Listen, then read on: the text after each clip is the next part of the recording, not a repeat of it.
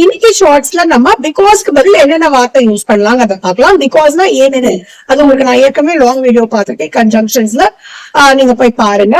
Okay, இப்போ because usually என்ன ஆகும்னா ஒரு காரணம் இருக்கும், ரைட்? அதுக்கப்புறம் ஒரு காரியம் இருக்கும். யூஸ்வலி நம்ம பிகாஸ் நடுவுல தான் போடுவோம். அதனால முதல்ல காரியம் வரும், அதுக்கப்புறம் அதனால காரணம் வரும். ஃபார் எக்ஸாம்பிள், அவன் சோர்வாக இருக்கிறான் ஏனெனில் அவன் சரியாக தூங்கவில்லை. இந்த இடத்துல என்ன ஆச்சு?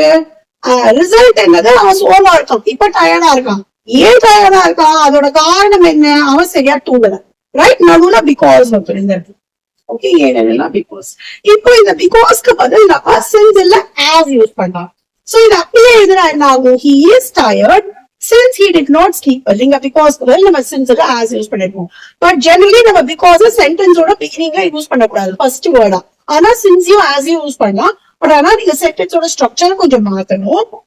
Since or as he did not sleep well, he is tired. So since நீங்க முதல்ல போட்டீங்கன்னா நீங்க முதல்ல காரணத்தை போட்டணும், காஸ முதல்ல போடணும், அதுக்கப்புறம் தான் அதோட result.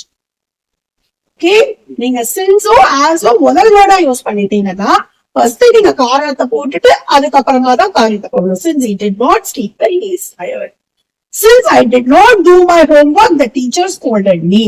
Since Radha got the job, she is very happy. Okay, so sentence இதுதான் ஃப்ரேம் பண்ணணும். இந்த இடத்துல since பதில் நீங்க has கூட போடலாம். As Radha got the job, she is very okay.